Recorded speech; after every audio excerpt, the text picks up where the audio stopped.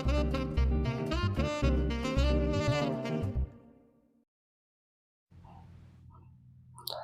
Friends, welcome to my channel CDP with Vani. I hope आप सब अच्छे होंगे, हेल्दी होंगे, ठीक है, और अच्छे से पढ़ाई कर रहे होंगे। वैसे भी आपका जो एग्जाम है बहुत ज़्यादा पास आ गया है, तो अच्छे से अपनी प्रिपरेशन आप कर रहे होंगे, रिवीजन अच्छे से कर रहे होंगे। और हाँ, एक बात और कि मैं आपके लिए डेली 4 या 5 शॉर्ट्स ऐसे डाल रही हूँ जो कि आपके क्वेश्चन से रिलेटेड है, सीटेट के, जो कि आपके एग्जाम के पॉइंट ऑफ व्यू से वो क्वेश्चंस आपके लिए बहुत ज़्यादा इंपॉर्टेंट है। मैं डेली क्वेश्चंस डाल रही हूँ, ठीक है ना। सो उनको देखना बिल्कुल ना भूलना, क्योंकि वहाँ से आपको डायरेक्ट क्वेश्चन देखने को मिलेगा एग्जाम में, ठीक है। सो उन्हें डेली आप देखिए, अपना रिवीजन करिए और उन क्वेश्चंस को आप देखिए, ठीक है। सो लास्ट क्लास की अगर हम बात कर ले तो उसमें हमने स्टार्ट करी थी कोलबर्ग की, जो हमारे लॉरेंस कोलबर्ग है, उनकी मोरल डेवलपमेंट की थ्योरी हमने लास्ट क्लास में स्टार्ट करी थी, जिसमें हमने कुछ चीज़ें डिस्कस करी थी, ठीक है। जिसमें हमने डिस्कस किया मोरल रीजनिंग के बारे में, मोरालिटी क्या है, मोरल डायलेमा के बारे में हमने चीज़ों को डिस्कस किया। हाँ, इस डायलेमा को हमने उसमें डिस्कस किया, ठीक है। हमारे बच गया था कि जो हमारी स्टेजेस है, जो लेवल है स्टेजेस इस थ्योरी के, जो कि कोलबर्ग ने दिए, वो हमारे यहाँ पे अब पार्ट रह गया था, ठीक है। आज के क्लास में हम उन चीज़ों को भी कंप्लीट कर देते हैं, वो जो लेवल और स्टेजेस हमारे बच गए थे, ठीक है। हम स्टार्ट करते हैं, ठीक है। सबसे पहले अगर हम देखें तो 3 लेवल ऑफ मोरालिटी कोलबर्ग ने हमें दिया। उसमें वो जो 3 लेवल ऑफ मोरालिटी है वो किस पे बेस्ड है, ठीक है, वो कैसे बच्चे के अंदर होती है और किस स्टेज पे होती है, सबसे पहले ये देख लेते हैं, ठीक है। सबसे पहले जो हमारा आता है प्री कन्वेंशनल लेवल। देखो, प्री कन्वेंशनल लेवल क्या होता है, इसमें जो बच्चे की मोरालिटी होती है ना, वो यानी कि हम कह सकते हैं कि जो बच्चे की मोरालिटी है वो एक्सटर्नल पे बेस्ड है, यानी कि एक ऐसे एक्सटर्नल एनवायरनमेंट या कह सकते हैं हम, जो उस वो ट्रेडिशंस मोरालिटी जो चलती आ रही है उस मोरालिटी पे बेस्ड नहीं होती। यहाँ पे जो बच्चे के अंदर जो मोरालिटी होती है ना, वो किस पे, रिवॉर्ड या पनिशमेंट पे वो बच्चे के अंदर जो होती है मोरालिटी यहाँ पे डिपेंड होती है, यानी कि जो एक्सटर्नल एक्टिविटी से जो उसको मिल रहा है ना, उसके बेस पे यहाँ पे बच्चे के अंदर मोरालिटी होती है, यानी कि प्री कन्वेंशनल लेवल इसे हमने कहा, जो कि 4 से 10 साल के बच्चे के अंदर होता है। दूसरा है कन्वेंशनल लेवल, यानी कि वो रूल्स, लॉज एंड ऑर्डर्स, यहाँ पे क्या होता है, बच्चे के अंदर मोरालिटी आ जाती है उनसे रिलेटेड। तो ये जो है वो 10 से 23 ईयर्स के बीच का, सॉरी 23, यहाँ पे रॉन्ग टाइप हुआ है, यहाँ पे 13 है, ये 13 है यहाँ पे, ठीक है, 13 ईयर्स, ठीक है, 10 to 13 ईयर्स। फिर आ जाता है हमारा पोस्ट कन्वेंशनल लेवल जो है हमारा, ठीक है, ये 13 एंड अबव ईयर के जो होते हैं, उन जो इंडिविजुअल है उनके अंदर ये लेवल ऑफ मोरालिटी यहाँ पे आ जाती है। तो ये 3 लेवल ऑफ मोरालिटी यहाँ पे कोलबर्ग ने हमें दी है, ठीक है। और इसको और अच्छे से हम आगे समझते हैं, इसके अंदर क्या है। देखो, अगर मैं आपको बताऊं, यहाँ पे 3 लेवल ऑफ मोरालिटी यहाँ पे दी है। कौन सी? सबसे पहली है प्री कन्वेंशनल, ठीक है, प्री कन्वेंशनल, ठीक है। दूसरी हमें दी है कन्वेंशनल, ठीक है। फिर है हमारी post conventional,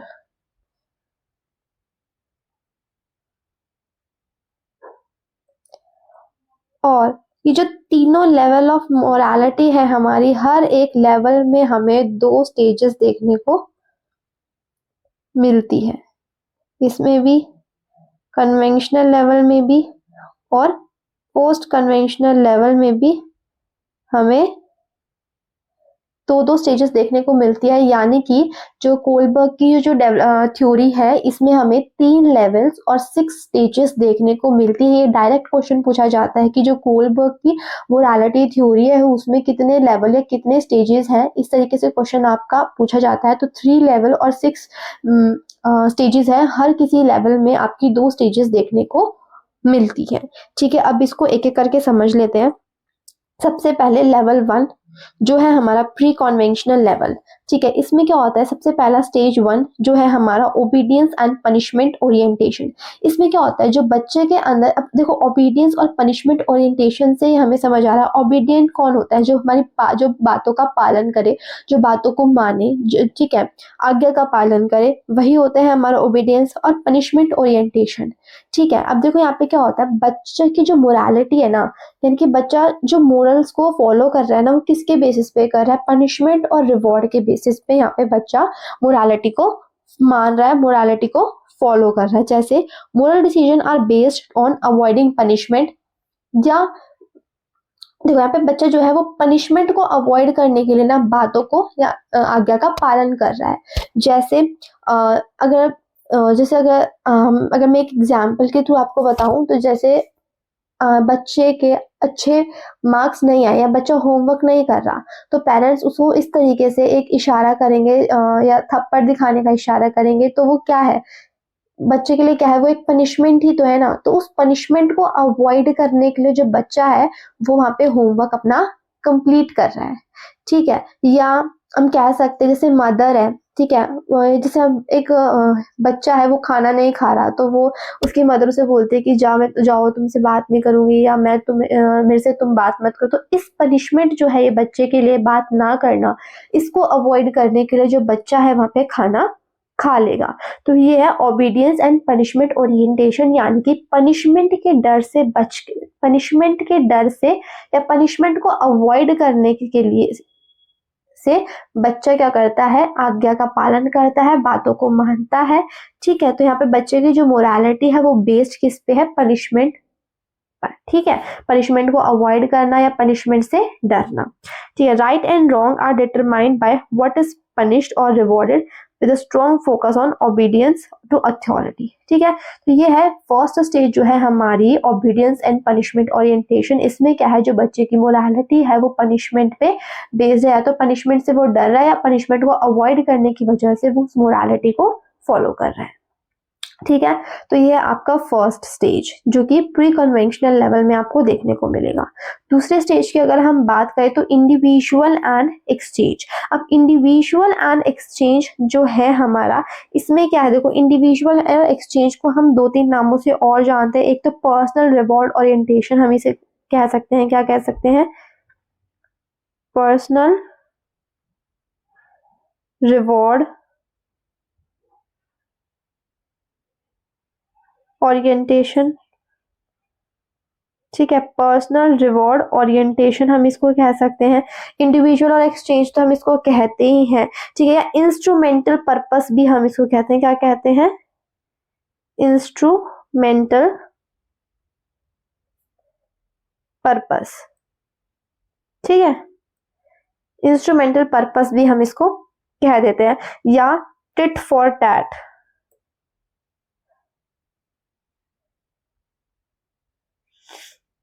tit for tat भी हम इसको कह देते हैं। तो ये इन काफी नामों से ये जो स्टेज है ये इसको बोला जाता है। तो इस स्टेज में क्या है, individual begin to recognise that other have their own needs and that mutual benefit is valuable. अब देखो यहाँ पे जो बच्चा है ना, क्या कर रहा है, वो अपने बेनिफिट के बारे में सोच रहा है। बच्चा सेल्फ इंटरेस्ट, यानी कि अपना बच्चा सेल्फ के बारे में सोच रहा है कि उसको क्या मिलेगा, वो मोरालिटी को फॉलो करने के लिए बच्चे को क्या मिलेगा। अब उसे कुछ चाहिए उस चीज को फॉलो करने के लिए। जैसे मान लो कोई मदर है, वो अपने बच्चे से बोला कि बेटा मुझे ये ला के दे दे, तो बच्चा बोलेगा नहीं, मुझे बदले में क्या मिलेगा, मतलब उसको बदले में, उस मोरालिटी के बदले में उसको कोई ना कोई रिवॉर्ड चाहिए उस चीज को करने के लिए। तो यही है कि इंडिविजुअलिज्म एंड एक्सचेंज, ठीक है। बच्चा क्या कर रहा है, अपने बेनिफिट्स को यहाँ पे देख रहा है, ठीक है ना। या जैसे हम कह देते हैं कि जाओ कुछ दुकान से कोई चीज लेकर आओ और जो पैसे बचेंगे वो तुम खुद रख लेना, ठीक है। तो वो क्या है, बच्चे के लिए वो रिवॉर्ड है, तो बच्चा खुश होके जाएगा, उस मोरालिटी को फॉलो करेगा, ठीक है ना। तो यही है individualism and exchange. Moral reasoning based on self interest, कि भाई उसका फायदा क्या है उसको फॉलो करने से। And fair exchange of benefits. एक लाइन है you scratch my back and I will scratch you, यानी कि हम इसको टिट फॉर टैट भी कह सकते हैं। जैसे मान लो दो बच्चे हैं स्कूल में, उनकी लड़ाई हो रही है, हमें हमें ये एग्जाम्पल देखने को मिलता है रियल लाइफ सिचुएशंस में या रियल लाइफ क्लासरूम में, कि मान लो एक बच्चे ने दूसरे बच्चे की पेंसिल तोड़ दी, तो दूसरा बच्चा क्या करेगा, जाके उसका पेन तोड़ देगा। तो ये क्या है, टिट फॉर टैट को भी हम यहाँ पे कहते हैं कि जैसे को तैसे, ठीक है। ये है टिट फॉर टैट की सिचुएशन या स्टेज हम इसको कह सकते हैं। तो ये इन सब नामों से ये स्टेज जानी जाती है, जिसमें आ जाता है personal reward orientation, instrumental purpose, individualism and exchange, tit for tat.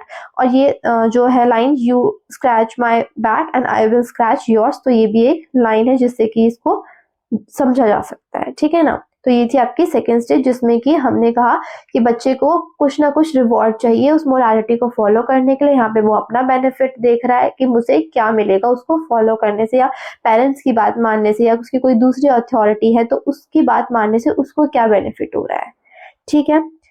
फिर आ जाते हैं हम नेक्स्ट लेवल, जो है हमारा 10 से 13 इयर्स के बीच का जो लेवल है हमारा, जो कि कन्वेंशनल लेवल है। यहाँ पे बेस हो जाती है मोरालिटी किस पे, लॉज एंड ऑर्डर्स पे। यहाँ पे जो है बच्चे की मोरालिटी बेस हो जाती है। देखो यहाँ पे क्या है, स्टेज 3 गुड इंटरपर्सनल रिलेशनशिप हम इसको कह सकते हैं, या गुड बॉय नाइस गर्ल हम इसको कह सकते हैं। यहाँ पे क्या है, बच्चा इंटरपर्सनल रिलेशनशिप के उस पे मोरालिटी को कहता है। अब बच्चा चाहता है उसको प्रेज चाहिए अपने पेरेंट्स से, या उसकी दूसरी अथॉरिटीज जो है उससे बच्चे को प्रेज चाहिए या अप्रेजल चाहिए बच्चे को, ठीक है ना। तो वो यहाँ पे क्या करेगा, गुड बॉय बनेगा, नाइस गर्ल बनेगा, सबकी बात मानेगा, अच्छे से अपना होमवर्क कंप्लीट करेगा ताकि जो उसके पेरेंट्स है उसकी तारीफ करे, ठीक है। या स्कूल में बहुत अच्छे से टीचर्स से बिहेव करेगा ताकि टीचर्स उसे प्रेज करे, ठीक है ना। तो इसमें क्या होगा, morality is tied to filling social roles and expectation, and behavior is often guided by seeking approval, ठीक है, और मेंटेनिंग रिलेशनशिप। यानी कि अब बच्चे को क्या चाहिए, सीकिंग अप्रूवल, यानी कि बच्चे को अब क्या चाहिए, यहाँ पे बच्चे को प्रेज चाहिए दूसरों से या अपने पेरेंट्स से या उसकी जो दूसरी अथॉरिटीज है उससे, जो कि उसे बोले कि हाँ गुड, बहुत अच्छा बच्चा है, गुड गर्ल है, नाइस गुड बॉय है ये तो, ठीक है, सबकी बातें मानता है, ठीक है। तो ये यहाँ पे थर्ड स्टेज में आ जाता है गुड बॉय और नाइस गर्ल, हम इसको इस स्टेज को कहते हैं। यहाँ पे बच्चे को दूसरे से क्या चाहिए, प्रेज चाहिए, पेरेंट्स से प्रेज चाहिए। यहाँ पे वो एक अच्छा बच्चा बनने की कोशिश करता है। यहाँ पे उसकी मोरालिटी कहाँ पे, किस पे है, अच्छा बच्चा बनने के, ठीक। अब आ जाते हैं फोर्थ स्टेज जो है इसकी, मेंटेनिंग सोशल ऑर्डर्स। अब यहाँ पे भी बच्चा क्या है, सोशल ऑर्डर्स पे उसकी मोरालिटी वर्क कर रही है। जैसे अगर रेड लाइट है, अगर रेड लाइट कोई क्रॉस कर रहा है तो भाई उसको पनिशमेंट मिलेगी। तो ये क्या है, एक लॉ है, एक सोशल ऑर्डर है कि रेड लाइट क्रॉस करने पे पनिशमेंट मिलेगी ही मिलेगी। तो ये एक क्या बोलते हैं, एक सोशल ऑर्डर है जो बच्चा यहाँ पे मोरालिटी को मेंटेन कर रहा है। Maintaining social order, morality based on upholding laws and social order, यानी कि इसको हम कह सकते हैं लीगल ओरिएंटेशन भी हम यहाँ पे इसको कहते हैं। यहाँ पे क्या होता है, रूल्स आर रूल्स, हम कह सकते हैं रूल्स आर रूल्स। बच्चे के यहाँ पे रूल्स हैं, रूल्स यहाँ पे ब्रेक नहीं हो सकते, रूल्स के अकॉर्डिंग होगा, ठीक है। जैसे कि मैंने आपको बताया रेड लाइट का, अगर रेड लाइट क्रॉस करता है तो उसको पनिशमेंट मिलेगी ही मिलेगी। यहाँ पे बच्चा मेंटेन कर रहा है सोशल ऑर्डर्स को, ठीक है, लॉज को जो बने हुए हैं उनको, ठीक है। नेक्स्ट लेवल पे अगर हम आ जाते हैं, जो है थर्ड लेवल, जैसे कि हम पोस्ट कन्वेंशनल लेवल कह रहे हैं, ठीक है, जो 13 से अबव ईयर्स के बीच का जो टाइम पीरियड है, इसमें फिफ्थ स्टेज हम यहाँ पे हैं, social contact in and individual rights. अब सोशल कॉन्टैक्ट और इंडिविजुअल राइट्स में क्या है, देखो सोशल कॉन्टैक्ट इंडिविजुअल राइट्स में हमें दिया गया है, यहाँ पे बोला गया है कि जो रूल्स है ना वो इंडिविजुअल या सोसाइटी के लिए बनाए तो गए हैं, कुछ रूल्स रेगुलेशंस है, बट उन रूल्स और रेगुलेशन में फ्लेक्सिबिलिटी लाई जा सकती है या उन्हें तोड़ा जा सकता है अगर वो रूल तोड़ने से किसी को फायदा हो रहा है, ठीक है, उसकी कोई प्रॉब्लम सॉल्व हो रही है, ठीक है, तो वो रूल्स भी तोड़े जा सकते हैं। जैसे अगर मैं आपको एक एग्जाम्पल देती हूँ, एक एम्बुलेंस है, ठीक है, अगर वो ट्रैफिक लाइट्स तोड़ देती है, यानी जो लाइट्स हैं, जो ट्रैफिक लाइट जो है उनको, रेड लाइट को क्रॉस कर लेती है, तो वहां पे वो क्या है, वो किसी की जान बचाने के लिए उस जो रेड लाइट है उसे क्रॉस कर दिया है। तो वहां पे क्या हुआ, वहां पे उसने रूल्स तो तोड़े, लेकिन वहां पे वो क्या कर रही है, किसी की जान बचा रही है। तो किसी की जान बचाने के लिए अगर कोई रूल तोड़ा जा रहा है तो वो गलत नहीं है। यहाँ पे इस तरीके की मोरालिटी यहाँ बच्चे के अंदर आ जाती है कि किसी के, जैसे कहते हैं ना, अगर किसी के झूठ बोलने से अगर किसी का कोई अच्छा काम हो रहा है या कुछ अच्छा हो रहा है तो वो झूठ झूठ नहीं रहता। ठीक है, तो इस तरीके की मोरालिटी इस टाइम पे बच्चे के अंदर आ जाती है। ठीक है, laws are seen as flexible, valuing individual rights. Okay, last stage और last level जो है हमारा level 3 stage 6 universal ethical principles की हम यहाँ पे बात कर रहे हैं। ठीक है, देखो यहाँ पे क्या होता है, बट जो एक इंडिविजुअल है उसके सेल्फ चूजन मोरल प्रिंसिपल। अब जो इंसान है वो अपने मोरल, खुद के बनाए हुए मोरल प्रिंसिपल्स पे यहाँ पे काम करता है। यहाँ पे हम एग्जाम्पल ले सकते हैं महात्मा गांधी जी का, भगत सिंह का, ठीक है, नेल्सन मंडेला का हम यहाँ पे नाम ले सकते हैं। क्यों? क्योंकि उन्होंने अपनी परवाह ना करते हुए भी जो उनकी मोरालिटी है, जो उनकी मोरल वैल्यूज है, उनकी से लोगों की हेल्प करी। एज अ फ्रीडम फाइटर उन्होंने फाइट करी, हमें आजादी दिलाई। ठीक है, अगर वो इन मोरल प्रिंसिपल, जो उनके मोरल प्रिंसिपल हैं खुद के बनाए हुए, उन पे वर्क नहीं करते तो शायद आज हमें आजादी नहीं मिलती। यानी कि अपनी सोसाइटी के फायदे के लिए अपनी जान तक भी कुर्बान कर देना, ये वाली मोरालिटी आ जाती है हमारी यूनिवर्सल एथिकल प्रिंसिपल्स में। ठीक है ना, तो morality guided by the ethical principle like justice and equality even above laws. ठीक है, यानी कि सोसाइटी की हेल्प करने के लिए अपनी जान भी गंवानी पड़े तो यहाँ पे वो ना डरे या ना पीछे हटे। तो ये वाली मोरालिटी एक इंडिविजुअल के अंदर यहाँ पे यूनिवर्सल एथिकल प्रिंसिपल्स में यहाँ पे आ जाती है। ठीक है, तो ये थी आपकी overall 3 levels in 6 stages of Kohlberg moral development theory. ठीक है, ये आपकी थ्योरी हुई यहाँ पे खत्म। आई होप आपको थ्योरी बहुत अच्छे से समझ आई होगी। ठीक है, कोई डाउट नहीं रहा होगा, डाउट है भी तो 2 से 3 बार अगर आप वीडियो को अच्छे से देख लेंगे तो आपके सारे डाउट क्लियर हो जाएंगे। ठीक है, ये क्वेश्चन, इस थ्योरी से आपको क्वेश्चन देखने को जरूर मिलता है, तो इस थ्योरी को बहुत अच्छे से कर लीजिएगा। ठीक है, अगर वीडियो पसंद आई हो तो please like, subscribe and share. Thank you.